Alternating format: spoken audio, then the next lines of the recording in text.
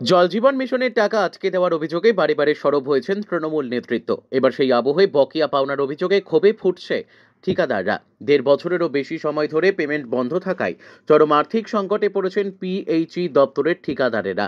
তাদের দাবি, সারা রাজ্যে জল জীবন মিশন প্রকল্পের বকেয়া প্রায় ৬,০০০ কোটি টাকা হলেও বহুবার জানানো সত্ত্বেও কোনো সুরাহা হয়নি।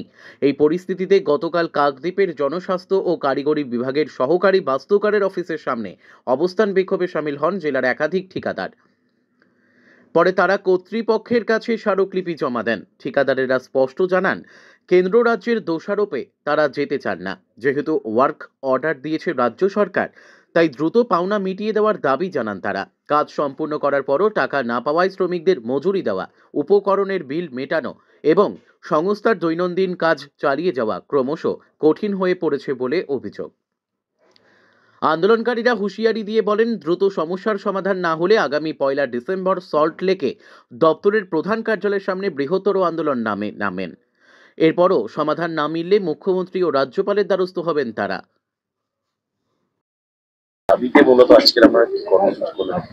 দেখুন, ১.৫ বছর হয়ে গেল জনস্বাস্থ্য কারিগরি দপ্তরের ঠিকাদার ভাইরা পেমেন্ট পাচ্ছে না।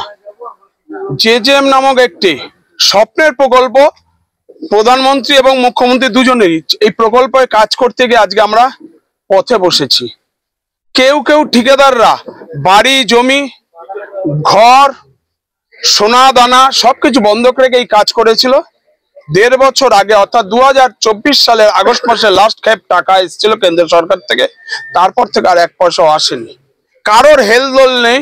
কন্ট্রাক্টররা অলরেডি ২জন ঠিকাদারকে আমরা হারিয়েছি, তারা বিনা চিকিৎসায় মারা গেছে টাকার অভাবে। তারপরেও কারোর হেলদোল নেই যে ঠিকাদারদের পাওনা দিতে হবে। কেন্দ্রীয় সরকার থেকে ৮ জনের একটি আইএস প্রতিনিধি দল, আইএস অফিসারদের প্রতিনিধি দলরা এসেছিল। ৮টি জেলাকে তারা বেছে নিয়েছিল। বেছে নিয়ে খুঁড়ে খুঁড়ে তারা দেখেছে পাইপের কোয়ালিটি, পাইপের মান কি, কাজের কোয়ালিটি, কাজের মান কি দেখে নিয়েছে। তারা সন্তুষ্ট হয়ে তারা রিপোর্ট দিয়েছে যে সারা ভারতবর্ষের মধ্যে যদি ৩টে রাজ্যে ভালো কাজ হয়ে থাকে তাহলে পশ্চিমবাংলা হয়েছে। আজকে ভাগ্যের পরিহাস, ভালো কাজ করার ফল ঠিকাদাররা পাচ্ছে। আজকে পথে ঠিকাদাররা, আর সাহেবরা ঘরে। সাহেবরা মায়ের গালে মায়না পাচ্ছে, ঠিকাদাররা পেটের জ্বালায় আজকে পথে নেমেছে। আজকে খাওয়ার পয়সা নেই ঠিকাদারদের। আজকে ব্যাংক থেকে নোটিশ ধরিয়ে দিচ্ছে, বাড়ি ঘর ক্রপ করে নেবে এমন কন্ডিশন এসছে। সেই অবস্থা আজকে দিশেহারা ঠিকাদাররা। আমরা কে টাকা দেবে, রাজ্য দেবে না কেন্দ্র দেবে, আমরা সেটা বুঝছি না। আমরা এক্সিকিউটিভ ইঞ্জিনিয়ারের দেওয়া ওয়ার্ক অর্ডারের ভিত্তিতে কাজ করেছি, আমাদের টাকা দিতে হবে। এ আমাদের হকের টাকা, আমাদের মেহনতের টাকা, খাটতির টাকা। এ আমাদের কোনো চুরির টাকা নয়, এ আমাদের কোনো রকম লুটের টাকা নয়, এ আমাদের দয়ার টাকা নয়। আমরা কারোর কাছে দয়া চাইছি না। আমরা একটাই চাইছি, আমরা যে কাজ করেছি, ভালো কাজ করেছি, সারা ভারতবর্ষে একমাত্র পশ্চিমবাংলার রেট হচ্ছে সবচেয়ে কম রেটে বেশি কাজ করিয়েছে পশ্চিমবঙ্গে। সেই জন্য আমরা ভালো কাজ করা ফল হিসাবে আমরা আমাদের দাবি জানাচ্ছি, আমাদের পেমেন্ট দাও, আমরা আর কিছু চাই না। আজকে আমাদের এখানে আলিপুর ডিভিশনের পক্ষ থেকে আমরা এই কাকদ্বীপ সাব ডিভিশনে অ্যাসিস্ট্যান্ট ইঞ্জিনিয়ার সাহেবকে আমরা ডেপুটেশন দিয়েছি।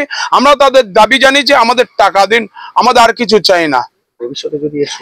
দেখুন, ভবিষ্যতে যদি শুরু না হয় পথই পথ দেখায় আন্দোলনের। সেই হিসাবে আমরা আগামী ১ তারিখ অর্থাৎ ১ ডিসেম্বর আমরা আমাদের সদর কার্যালয় সেক্টর 5-এ জল জীবন আমাদের যে জেকেবি, তাতে আমরা অবস্থান এবং ঘেরাও করছি।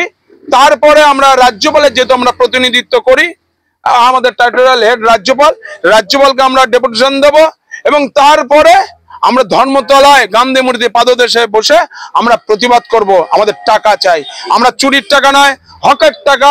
আমরা কাজ করেছি, ভালো কাজ করেছি, তার টাকা দিতে হবে। যে কন্ট্রাক্টর যদি কেউ খারাপ কাজ করে তাদের টাকা দিতে বলছে না। আগামী দিন অলরেডি সব কাজ বন্ধ পশ্চিমবাংলা, কেবলমাত্র আমরা জল চালিয়ে যাচ্ছে মানুষকে দেওয়ার জন্য। সেই জন্য যে এই যদি চলতে থাকে আর ২-৩ মাস পর হয়তো জলটাও বন্ধ হয়ে যাবে। আমরা চাই না মানুষের ক্ষতি হোক, আমরা চাই না সরকারের মুখে কালি লাগুক। সেই জন্য আমরা আপনাদের মাধ্যমে আমরা পশ্চিমবাংলার মুখ্যমন্ত্রীর উপর আমাদের অগাধ আস্থা আছে। আমরা জানি একমাত্র মুখ্যমন্ত্রী হস্তক্ষেপ করলে পরে এই টাকা পাবো। মুখ্যমন্ত্রীর হস্তক্ষেপ আমরা দাবি করছি। প্রয়োজন আমরা মুখ্যমন্ত্রীর দ্বারস্থ হব, মুখ্যমন্ত্রীর সঙ্গে বসবো।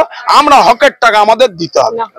আমার নাম গৌতম মুখার্জি, আমি আলিপুর ডিভিশনের জয়েন্ট সেক্রেটারি।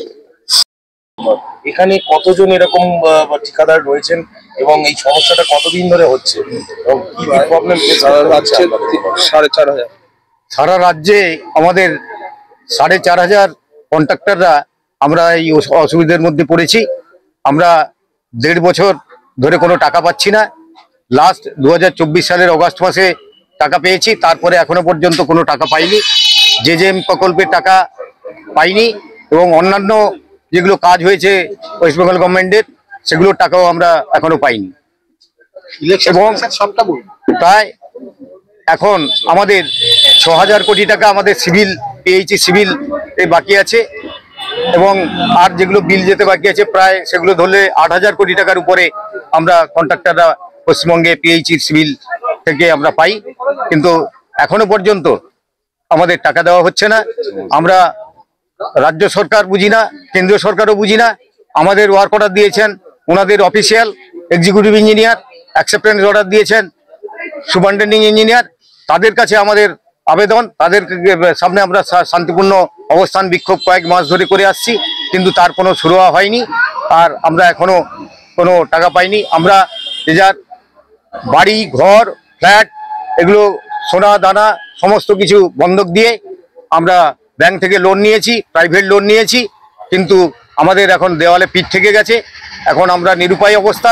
তাই আপনাদের গণমাধ্যমের মাধ্যমে আমরা আমাদের সমস্ত সুখ দুঃখের কথাগুলো জানাতে বাধ্য হচ্ছি, যাতে এই সুরাহা হয়। তার জন্য আমরা সামনে তো মুখ্যমন্ত্রী গঙ্গাসাগরে আসছেন, আপনারা কোনো পদক্ষেপ নেবেন? আশা করি আমাদের সেরকম চিন্তা ভাবনা আছে।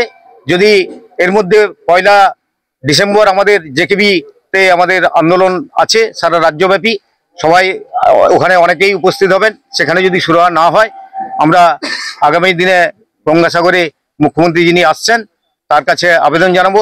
তিনি মানবিক মুখ্যমন্ত্রী, উনিই পারেন একমাত্র আমাদের সমাধান করতে।